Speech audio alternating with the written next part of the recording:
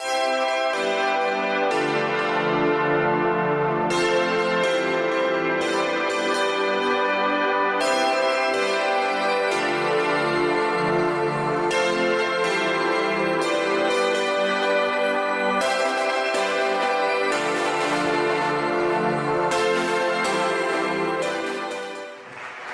toutes et à tous. Tout d'abord, je voulais remercier Véronique de m'avoir invitée à participer à cette journée. Je pense qu'elle est pour nous tous l'opportunité d'être inspirés et d'en apprendre beaucoup sur l'utilisation du design thinking à travers le monde. Alors, je voudrais qu'on commence par un petit exercice à faire ensemble. Je voudrais vous demander de penser à une chose qui vous a inspiré ou que vous avez apprise et que vous pensez pouvoir mettre en pratique dans les quelques semaines qui viennent. Pour ma part, j'ai déjà repéré la présentation d'Envy. Mon mari est auditeur énergétique et je pense que je vais l'encourager à adopter cette méthode très rapidement. Alors, est-ce qu'on a tous quelque chose? Oui? Bien, on va y revenir assez rapidement. Donc, je m'appelle Estelle et je travaille à Sydney pour l'Agence pour l'innovation clinique, qui est une agence formée par le ministère de la Santé dans la région de New South Wales, donc la région de Sydney, et dont le mandat est d'accompagner l'ensemble du secteur public de santé dans le développement de nouvelles méthodes de prise en charge qui sont plus efficaces et qui répondent aux besoins du système, mais avant tout des patients. Nous avons plusieurs programmes au sein de cette agence. Et aujourd'hui, je suis là pour vous présenter la formation en Redesign, qui est le programme que j'ai le plaisir de gérer. Cette formation a été créée il y a à peu près 7 ans, lorsque nous nous sommes rendus compte que pour résoudre nos problèmes, nous faisions souvent appel à des consultants, qui sont certes très compétents, mais aussi très chers, qu'on ne pouvait pas continuer comme ça très longtemps. Et donc, on a décidé de développer nos propres compétences au sein de notre système de santé. Donc, qu'est-ce que le redesign? Pour moi, j'aime le comparer à un moment qui est clé dans le quotidien, en tout cas dans mon quotidien, c'est l'apéro. Alors, pourquoi l'apéro? Mais quand vous prenez un apéro, vous avez les petits fours, les petites tomates, les olives, et puis chacun se sert un peu de ce qu'il veut, dans un objectif unique qui est celui d'avoir une excellente expérience, de passer une bonne soirée. Donc, le redesign se base sur les piliers de plusieurs méthodologies, dont le design thinking, bien évidemment, sinon je pense que je ne serais pas là, mais aussi Lean Six Sigma, donc réduire le gaspillage et réduire les variations d'un processus, est accompagné de formation à la gestion de projet et à la conduite du changement.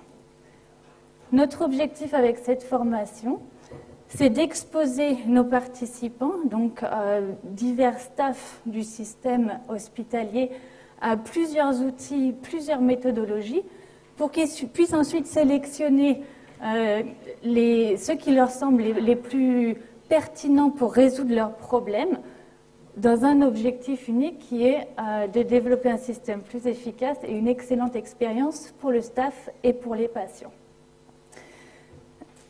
Alors, je voulais vous parler de ce programme et vous en parler à plusieurs niveaux. Tout d'abord, comment est-ce qu'il est structuré pour permettre un excellent apprentissage au niveau individuel. Ensuite, comment il s'inscrit dans une démarche organisationnelle et quelle en est la valeur ajoutée. Et enfin, comment est-ce qu'au niveau de l'État, en ayant adopté le redesign, nous avons pu faire de grands changements. Alors, commençons par le début. À quoi ressemble notre formation? Eh bien, voilà un diagramme de plus pour ajouter à la collection de Marc Gigé ce matin. Nous commençons par l'initiation, donc mettre en place un projet. Ensuite, un diagnostic, comprendre l'existant et les problématiques de nos patients et de nos staffs, avant de développer des solutions innovantes, planifier leur implémentation et l'évaluation. Donc, chacun de ces 5 blocs de 2 ou 3 jours de formation sont en fait séparés par 4 à 6 semaines où les participants vont mettre en place les connaissances de chacun de ces blocs sur un réel projet. Donc pourquoi une dimension pratique aussi importante? Ou bien on sait que si vous écoutez un cours et que vous n'en faites pas grand-chose après, vous allez en retenir à peu près 10%. Alors que si vous mettez en pratique ce que vous apprenez, vous pouvez en retenir jusqu'à 80%. Donc le retour sur investissement de notre formation est vraiment dans la dimension pratique. Et alors, qu'est-ce qui se passe après cette formation? Bien, voilà l'échelle du temps qui suit aussi un peu l'émotion, l'échelle émotionnelle, si j'ose dire, des participants, des chefs de projet. Dans notre cas, mais je pense que c'est à peu près partout pareil. Donc on commence assez haut avec une équipe qui est très soudée, motivée. Oui, on va mettre en place quelque chose de nouveau, ça va être super. Et puis au moment où il faut mettre les choses en pratique, revoir la façon dont on travaille, prendre des nouvelles responsabilités, ben, notre chef de projet se retrouve plutôt seul, à cogner sa tête contre les murs et à se dire « je croyais que c'était cool au début en fait, mais maintenant je me retrouve un peu seule ». Donc nous continuons à encadrer nos responsables de projet pendant la phase de mise en pratique via des téléconférences et de nombreux entretiens pour qu'ils puissent atteindre leurs résultats qu'ils présenteront ensuite lors d'une cérémonie de remise des diplômes. Et ces résultats sont assez souvent impressionnants. Donc je voulais vous présenter ici l'histoire de Cassie. Cassie qui était avec nous il y a à peine 2 ans, qui a commencé le programme en nous présentant son problème, en disant voilà, donc je suis Cassie, je travaille dans un hôpital pédiatrique, dans un service de santé mentale. Et notre problème, c'est que lorsqu'un patient arrive avec un problème de santé mentale, qui va le prendre en charge? Est-ce que c'est l'urgentiste, parce qu'il est là? Ou est-ce que c'est le psychiatre, parce que c'est sa spécialité?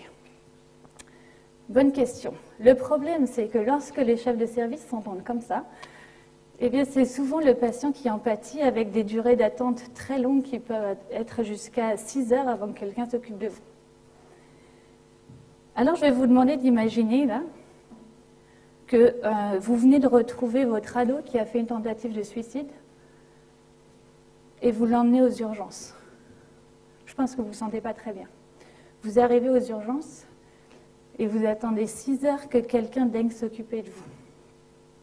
Vous sentez l'anxiété monter? C'est évidemment pas l'expérience que vous souhaitez avoir comme utilisateur de nos services de santé et ce n'est pas l'expérience que l'on souhaite à nos patients. Alors, qu'a fait Cassie pour résoudre ce problème? Bien, elle a suivi notre programme Appliquer la méthodologie et surtout, au lieu d'essayer de combattre les intérêts de médecins et de faire face à l'intérêt des autres médecins, elle a juste tout recentré sur l'intérêt du patient. Et grâce à cela, elle a réussi à rétablir la collaboration entre les différentes équipes, à redéfinir les modes de prise en charge et à réduire considérablement le temps total de prise en charge des patients qui, même les journées les plus, où il y a le plus de monde, atteignent 50% de réduction. Ce sont quand même d'excellents résultats et Cassie a été félicitée lors de sa remise des diplômes par le ministre de Santé mentale que vous voyez ici, car c'est pour nous un domaine qui nous tient vraiment à cœur de nous occuper de ces patients. Alors, qu'est-ce qui a permis à Cassie de réussir? Bien, évidemment, la structure de notre formation qui est très pratique, mais aussi le fait que ça s'inscrive dans une démarche organisationnelle. Alors, qu'est-ce que j'attends par une démarche organisationnelle? Tout d'abord, la sélection d'un projet. Tous les participants qui intègrent notre formation doivent venir avec un réel projet ou une réelle problématique qu'ils doivent résoudre. Et ce projet doit représenter un enjeu stratégique pour leur organisation. Du coup, ça les pousse vraiment à mettre en pratique au maximum leurs connaissances, et pas seulement même les connaissances de notre programme, parce que Cassie me disait l'autre jour au téléphone qu'elle était contente d'avoir étudié la psychologie avant, ça l'a beaucoup aidée aussi dans la mise en place de son projet. Le deuxième élément, c'est le coach. L'Agence pour l'innovation clinique finance dans chacun des Local Health Districts, donc sont l'équivalent des agences régionales de santé en France, 1 ou 2 coachs, dont le rôle est de travailler avec les équipes de direction pour identifier les projets stratégiques à mettre en place et ensuite d'accompagner les différents chefs de projet, de les aider dans la sélection et l'utilisation des différents outils et méthodologies et de les motiver jusqu'à l'atteinte des résultats pour être sûr qu'on arrive vraiment à changer la façon dont nous travaillons. Et enfin, le troisième élément, qui est vraiment aussi, je pense, le plus important, c'est le sponsor. Alors, nous appelons sponsor les personnes qui sont les plus haut placées dans la hiérarchie et qui ont vraiment le pouvoir de faire que les choses se passent. Dans le passé, ce qui arrivait, c'était qu'un directeur avait une problématique, allait trouver quelqu'un en qui il lui faisait confiance et disait ben voilà, je te confie ce projet, je sais que tu en es capable, bonne chance et puis reviens me voir quand tu as les résultats. Je pense que pour certains d'entre vous, vous trouvez dans ou bien dans le rôle du sponsor ou bien avec ce projet. Cependant, le rôle du sponsor est vraiment crucial pour être sûr que les changements soient mis en place, car ils sont les seuls à avoir l'autorité nécessaire que n'a pas forcément un responsable de projet. Donc, pour être sûr qu'ils soient vraiment impliqués dans le programme, eh bien, ils en font partie.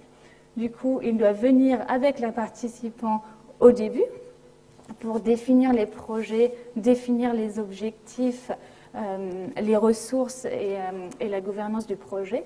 Et ils reviennent plus tard lors de la planification de la mise en place pour revoir les rôles et responsabilités des différentes personnes. Et le fait qu'on ait vraiment ici une implication de l'ensemble de l'organisation fait que les différents hôpitaux, les différents Local Health Districts ont ensuite tendance à intégrer cette méthodologie du redesign dans leur démarche d'innovation et dans leur démarche d'amélioration continue. Et c'est là qu'est vraiment la valeur ajoutée de notre programme. C'est qu'ils continuent ensuite à opérer avec ces méthodes. Et en voilà un bon exemple, c'est l'exemple de Peter. Donc Peter a été diplômé il y a 2 ans avec son équipe ici. Et ce qui s'est passé pour lui, c'est qu'il a été ensuite sélectionné par son ancien sponsor avec lequel il avait conduit le projet pour gérer un nouveau projet de plus grande envergure. Donc Peter est aujourd'hui en charge du redéveloppement d'un hôpital dans la banlieue de Sydney. Et lorsque j'en parlais avec lui il y a à peu près 2 semaines pour préparer cette présentation, il me disait que vraiment cette formation a transformé sa façon de travailler. Complètement. Il a été touché par cette façon de travailler qui n'est pas vraiment notre façon de travailler traditionnellement, de vraiment inclure les patients. Vous savez, souvent dans le secteur de santé, on a tendance à penser que le patient il est faible, il n'a pas son mot à dire, et puis nous, on est l'équipe soignante, et bon, c'est ce qu'on fait. Donc, on n'a qu'à le faire, le design, puisqu'on sait ce qu'on fait. Mais alors voilà, Peter a changé complètement ses pratiques, a été très proche de ses patients pendant tout le long des décisions en fait pour reconstruire cet hôpital. Il les a même intégrés à son équipe projet. Donc dans son équipe projet, on trouve 50% de personnes qui ont fait redesign auparavant, d'autres experts de l'hôpital et des patients. Et voilà ce que ça a donné. Ici, vous pouvez voir une chambre qui a été designée donc avec les besoins et les souhaits des patients et qui comprend à l'arrière un espace qui est dédié à la famille et aux amis pour qu'on puisse apporter à un patient non seulement les besoins médicaux dont ils ont besoin, mais aussi le support émotionnel qui est très important lors de ces difficiles moments à vivre. La deuxième idée, ou le deuxième projet qui a été géré avec les patients, c'est le café chimio. Donc, traditionnellement, lorsque vous recevez votre cycle de chimio, vous êtes assis dans un fauteuil qui ne bouge pas. Et puis vous êtes là pendant un certain nombre d'heures à ne parler à personne, juste à regarder en face de vous pendant assez longtemps. C'est déjà un moment qui est difficile. Mais grâce à cette nouvelle idée, voilà, nous avons un environnement qui est beaucoup plus flexible, beaucoup plus sociable, où les patients peuvent aller et venir à leur guise, discuter avec d'autres patients, discuter avec leurs proches, dans un cadre beaucoup plus sympathique et beaucoup moins clinique. Donc on voit ici vraiment qu'à plus grande échelle, les bénéfices du design thinking et de ce qui est à l'origine une formation sont bien plus diffusés dans l'organisation. Et d'ailleurs, nous les avons aussi adoptés au niveau de l'État. Et donc, beaucoup de projets de redesign sont gérés par notre organisation ou bien par le ministère. Alors, voici un exemple de projet qui a été mené à bien récemment et qui vise les populations aborigènes en Australie. Sachez que si vous étiez aborigène en Australie, vous auriez 60% de risque d'être en surpoids ou obèse, 3 fois plus de chances d'être diabétique que la population non aborigène, et votre espérance de vie serait réduite d'à peu près 10 ans, principalement à cause de maladies chroniques que nous pourrions éviter. La façon traditionnelle de lutter contre ces problèmes, c'est l'éducation des patients.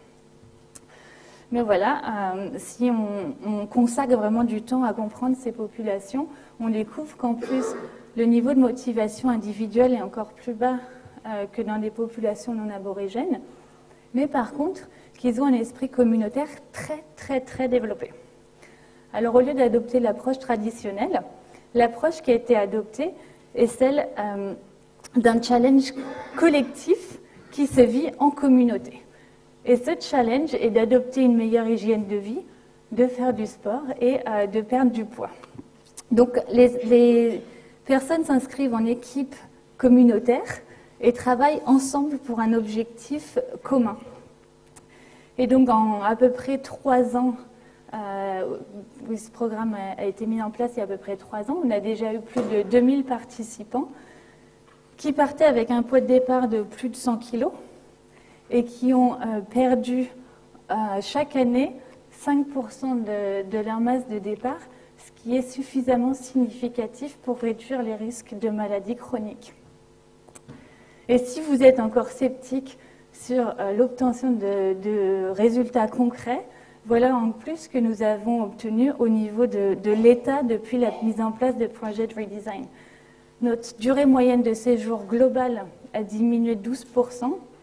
Notre mortalité au service des urgences a diminué d'1 tiers. Et l'attente pour les chirurgies électives qui dépassaient les recommandations initiales a diminué de 98%. Donc aujourd'hui, je pense qu'on peut conclure qu'on a tous l'opportunité d'atteindre d'excellents résultats en utilisant le design thinking. Pour nous, notre approche a été de mettre en place un système de formation très pratique, mais qui s'inscrit dans une démarche organisationnelle et qui est également ensuite adopté au niveau de l'État. En tout cas, ce qui est vraiment important pour nous tous, c'est de faire le premier pas, qui est de commencer la mise en pratique. Alors, j'ai ramené quelques pense-bêtes en forme de balles. Et on a découvert ce matin avec Roger qu'on faisait la même chose, mais en fait, je pense que c'est parce que si vous habitez en Australie, il faut apprendre à lancer quelque chose dans le public. Donc, je vais essayer de viser. Je n'ai pas encore ma citoyenneté, mais je vais essayer de viser un pense-bête par là-bas. Ah voilà, super. Je ne vise pas très loin. Bravo, merci. Oh, c'est bon, c'est bon. Je vais en viser un au milieu. Hop, super. Et je n'ai pas réussi à faire ça, je la garde. Je vois que quelqu'un a envie de mettre en pratique. En tout cas, l'idée de cette balle, c'est juste de la garder avec vous. Je vais vous demander de la garder avec vous et de la garder jusqu'à ce que vous ayez mis en pratique ce que vous êtes proposé au début de cette présentation. pour que tu m'excuses parce que je n'ai pas 500 balles. Mais